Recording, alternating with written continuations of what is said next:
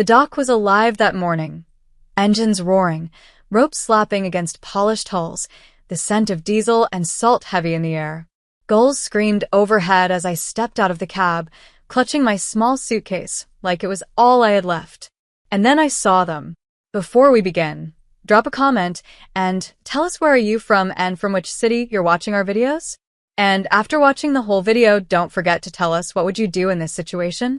Be honest, tell me in the comments below. We read every comment. Let's begin. My Uncle Greg stood with his arms folded near the boarding area, surrounded by my cousins and a handful of men in tailored suits. Their laughter carried over the crashing waves. "Well, look who washed up," Greg said with a grin sharp enough to cut glass. "You're here to wave goodbye, not bored, sweetheart." The others chuckled, shaking their heads like it was some kind of family tradition to mock me. My cousin Natalie leaned in, whispering just loud enough. "Guess someone didn't get the memo.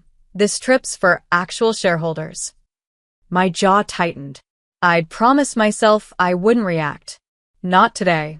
Greg glanced at my worn-out blazer and scuffed shoes, his smirk deepening. "Still playing dress-up in your bargain rack wardrobe? Honey, this is a yacht club, not a charity pier." His words hit harder than they should have. Maybe because for years I'd let them. After my father died, Greg had taken over his shipping company, leaving me with nothing but a stack of condolences and an eviction notice. He told everyone I was too emotional to handle business, too soft to survive the real world. And for a while he was right. But not anymore. A deep rumble grew behind me, the sound of a massive engine starting up. Heads turned. Across the dock, a sleek white yacht glided into view, the sunlight bouncing off its chrome edges like fire. Its name, the Seraphine, shimmered in silver letters across the bow. Crew members in navy uniforms lined the deck, crisp and silent. And walking down the ramp was a man in a captain's hat, posture straight, expression calm. The laughter around me faltered. Greg frowned. "What's this? Who's pulling that thing in?" The captain stopped in front of me and removed his cap. "Miss Lily Morgan?" I met his eyes. "That's me." He nodded once, firm and respectful. "Captain Harris, ma'am. Your yacht is fully fueled and prepared. Permission to escort you aboard." The dock fell silent. Greg blinked, his smirk collapsing. "Her what?" The captain didn't even look at him. "Your yacht, ma'am." A stunned murmur spread through the crowd. Natalie let out a small, confused laugh that died in her throat. Greg's business partners exchanged uneasy looks. I took a slow breath, steady, deliberate, then stepped past Greg. "You heard the man." He stumbled forward. "Wait a minute, your yacht? Since when?" I turned slightly, meeting his eyes with a calmness that only comes from knowing the game is already over. "Since the transfer went through last week. You should really pay attention to what you sign when you're celebrating too hard." Greg's face drained of color. "You tricked me." "No," I said softly. "I just stopped letting you trick me." The captain gestured toward the yacht. "Ma'am, your crew is ready." "Thank you," I said, and stepped forward. My heels clicked against the wooden dock, each sound echoing through the silence Greg had left behind. As I reached the ramp, I glanced back. He stood frozen, the powerful uncle who once controlled everything, now looking small and lost. "You always said I didn't belong here," I said, voice calm but cutting. "Maybe you were right. I don't belong with you." Then I turned and walked up the ramp, suitcase in hand, the sunlight catching the gold band on my wrist, the same one Dad had given me before he died, engraved with the words for the one who'll bring it home. The engines roared louder, waves surging beneath us, as the yacht began to move. The dock started shrinking behind me, Greg, Natalie. All of them just fading figures now. Captain Harris approached again. "Where to, Miss Morgan?" I looked toward the horizon, where the sky melted into sea. "Forward," I said quietly. "Full speed ahead." The yacht surged, slicing through the water. And as the spray hit my face, I realized, for the first time in years, I wasn't running from my past. I was sailing straight through it. By the time the Seraphine cut through the open water, my phone was already vibrating nonstop. Missed calls, messages, emails, all from Greg. I let them pile up. Standing on the deck, the ocean wind whipping through my hair, I could still see his face in my mind.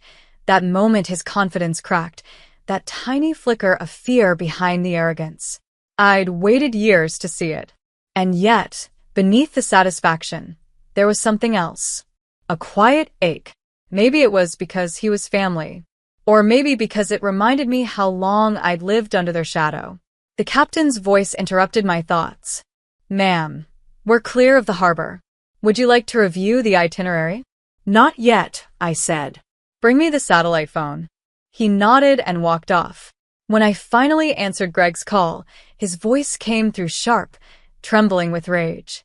"You think this is funny, Lily? You think you can humiliate me in front of everyone?" "I didn't humiliate you," I said evenly. "You did that yourself. You tricked me into signing that transfer." "I didn't trick you," I cut in. "You were too busy celebrating your own ego to notice the fine print. The same arrogance that made you steal Dad's company made you lose it." He went silent for a moment, breathing hard. "You'll pay for this." I smiled faintly. "You said that when you fired me. How did that turn out?" Then I hung up. My reflection stared back at me in the glass window. Not the girl they used to mock, but someone sharper, stronger, unafraid to take back what was hers. Down below deck, I opened the safe, the one with the files my father had left hidden behind the old painting in our family home. It took years to piece them together, contracts, stock ledgers, proof of Greg's forgery. But I didn't bring them to destroy him financially. I brought them because truth needed to surface. And tomorrow it would. At sunrise, a press conference was scheduled in the main harbor. I'd be stepping off the Seraphine not as Greg's niece, but as the rightful CEO of Morgan Maritime Holdings. The company my father built, reclaimed by the daughter they threw aside. I spent the night reading through Dad's handwriting in the margins of old documents, small notes like, "Always remember who you are. Never fight for revenge. Fight for what's right." It stung. Because somewhere along the line, I wasn't sure which one I was doing anymore. Just after midnight, the captain knocked softly. "Ma'am, we've got a call coming through. Anonymous source." "Put it through." The voice on the line was low. "Miss Morgan, you don't know me, but your uncle isn't done. He's meeting with investors tonight, trying to reclaim control of the board before your announcement." I gripped the phone. "Where?" "The Grand Harbor Hotel. Conference room on the top floor." I exhaled slowly, looking out at the dark stretch of water ahead. Greg was predictable, desperate, but predictable. "Change course," I told Captain Harris. "Destination, Grand Harbor." He hesitated only a moment before nodding. "Understood, ma'am." As the Seraphine turned, the city lights began to rise in the distance, sharp, golden, and waiting. My heart thudded, not with fear, but purpose. Tomorrow wasn't just about revenge. It was about closure. And by dawn, Greg would finally understand what it meant to lose everything, the same way he'd made me lose mine. By the time the Seraphine docked at Grand Harbor, the night had given way to a cold, silver dawn. The skyline shimmered in the distance, towers of glass and ambition reflecting a city that never forgave weakness. I walked off the ramp with calm precision, dressed in a tailored navy suit, my hair tied back, my father's wristband hidden beneath the cuff. Captain Harris followed silently until I stopped him at the gate. "Stay here. This part's mine." Inside the hotel, marble floors gleamed under my heels. People in suits passed by, rushing to early meetings, oblivious to the storm that was about to break on the top floor. As the elevator climbed, I rehearsed nothing. Words didn't need rehearsal when truth was this sharp. When the doors opened, the air smelled of coffee, arrogance, and desperation. Greg was there, pacing beside a long glass table surrounded by board members and investors. His suit jacket was off, sleeves rolled up, his face tight with panic disguised as authority. The moment he saw me, his expression froze. "You shouldn't be here."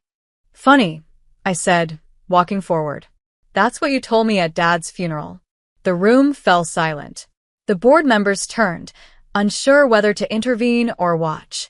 I placed a folder on the table, thick, worn, and heavy. Everything you've done to this company. The shell accounts. The false signatures. The deals you made under Dad's name. It's all here. Greg's hand twitched toward the papers. You don't know what you're talking about. Don't, I said, my voice low but firm. You've lied for years, but this time, you signed the truth yourself. A board member, Mr. Alvarez, an older man with a cautious face, leaned forward. Is that correct, Greg? These documents bear your name.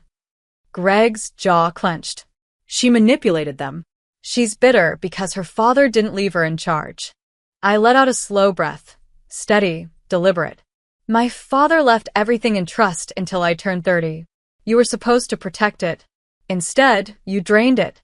You turned his company into your personal playground. He slammed his fist against the table. You think they'll believe you? You're just a kid who used to beg me for an allowance. The words echoed through the room. Arrogant, dismissive, desperate. Perfect. Because in that silence afterward, every eye shifted from me to him. Every investor saw the cracks forming. I reached into my bag and placed a small recorder on the table. Then maybe they'll believe you in your own words. I pressed play. His voice filled the room, slurred from one of his celebration nights. She'll never find out. The papers are already signed. Her name's on them, but she doesn't know what they mean. By the time she does, I'll be untouchable. Greg went pale. His mouth opened, but no words came. Dad trusted you, I said softly. And you made me believe I wasn't enough to carry his name. But I learned. I studied. I built my own team. And while you were busy showing off your yachts and mistresses, I was building something real. Mr. Alvarez stood up. This meeting is over. The board will convene privately. Miss Morgan, you'll be contacted for formal reinstatement procedures. I nodded once, then turned toward Greg. He looked at me, sweat on his forehead, eyes bloodshot, defeated. You wanted power, I said quietly. Now you'll see what it feels like when it's gone. As I walked toward the elevator, I could still hear the muffled voices behind me. Board members talking, Greg pleading, the sound of his empire crumbling. When the door slid shut, I finally exhaled. The city stretched out below, bathed in morning gold. For the first time, the reflection in the glass didn't look like a survivor. It looked like a leader. And as the elevator descended, one thought burned steady in my chest. I hadn't come to destroy him. I'd come to reclaim everything he thought I'd never earn. The next morning broke bright and windless, the kind of morning that felt like it belonged to someone who had fought hard to earn it. The city was awake, headlines already spreading across every finance page and news feed. Morgan Maritime returns to original heir. Greg Morgan under investigation for fraud. I stood at the balcony of my hotel suite, coffee untouched beside me, watching the ocean stretch beyond the horizon. Down below, the Seraphine rocked gently at the private dock, its white hull gleaming beneath the rising sun. The world finally knew the truth, and Greg's empire was falling fast. His accounts frozen, his allies fleeing, his name, once the crown of our family, now dragged through the very mud he used to throw at me. But even with the victory headlines blazing, I didn't feel triumphant. I felt quiet. For years, revenge had been the rhythm of my life. Every decision, every sleepless night, every sacrifice orbiting around the same goal, taking back what was stolen. And now that I had it, all I could think about was Dad's voice. When you win, Lily, make sure it's not hate that's leading you. A soft knock pulled me out of thought. Captain Harris stood in the doorway, cap in hand. Press conference begins in 30 minutes, ma'am. I nodded, slipping on my blazer. Let's go. The harbor was packed. Reporters clustered near the edge of the pier, cameras flashing, microphones stretching forward like reaching hands. Employees, old and new, lined the sides, their faces uncertain but hopeful. As I stepped out of the car, I could almost feel their whispers brushing against the wind. That's her. That's the niece they said was gone. She's back. Captain Harris walked slightly behind me, clearing the path toward the podium set against the dock. The same dock where Greg had once humiliated me. When I reached the microphone, I paused. The crowd hushed. The waves rolled. And for the first time in years, I wasn't trembling. My father, Daniel Morgan, built this company from nothing. I began, voice steady but thick with emotion. He believed in people who worked hard, who earned their place. Somewhere along the way, that legacy was twisted into greed and manipulation. But that ends today. I looked toward the rows of employees, weathered hands, wrinkled faces, people who had been loyal long before power changed hands. This company was never about yachts, suits, or family names. It was about the people who kept the engines running, the ship sailing, and the lights on. You were the heart, and you still are. Applause rippled through the crowd, hesitant at first, then rising. I caught the faces of men who had worked beside my father, proud, teary-eyed, clapping harder than anyone else. One reporter called out, "Miss Morgan, what about your uncle?" I met her gaze. My uncle will face the consequences of his actions. But this isn't about revenge anymore. It's about rebuilding what was broken, not just the company, but the trust. Flashbulbs exploded like fireworks, but I didn't flinch. For the first time, I felt like I belonged at that dock. Not as the outcast niece, not as the quiet one watching from behind glass, but as the woman steering her own course. Later that afternoon, I walked alone along the pier where it had all begun. The air smelled of salt and memory. I could still hear Greg's laughter from that day, cruel, sharp, echoing. But now, it sounded distant, small. I stopped at the exact spot where he'd said, "You're here to wave goodbye, not board." The same boards beneath my feet creaked, but now they whispered something different. "Not anymore," I murmured. Footsteps approached from behind. I turned. Greg stood there, not in a suit this time, but in a plain windbreaker, eyes sunken, face drawn. He looked older, smaller. "I had to see it," he said quietly. "The dock. The yacht. You." I didn't speak. He swallowed hard. "You won, Lily. You got everything. The company, the name, the respect. I guess you were always stronger than I thought." The words sounded strange coming from him. Not an apology, not exactly, but something close to surrender. "I never wanted to destroy you," I said softly. "I just wanted the truth back." Greg nodded slowly, his eyes glinting with the kind of regret that comes too late. "Your father would have been proud." Maybe it was true. Maybe it wasn't. Either way, I let him walk away, without another word. Some victories don't need witnesses. That night, the Seraphine sailed again. The city lights shimmered in the distance as the engines hummed beneath my feet. I stood at the bow, wind in my hair, watching the horizon stretch open like a promise. Captain Harris approached quietly. "Destination, ma'am?" I smiled faintly. "Anywhere new. Somewhere peaceful." He nodded and turned away, barking soft commands to the crew. As the yacht cut through the dark water, I looked down at my reflection in the waves, not the woman who'd been laughed at, not the girl who lost everything, but the one who'd found herself again. The dock was behind me, the sea ahead, and for the first time, I wasn't chasing revenge. I was sailing toward freedom. Fade out.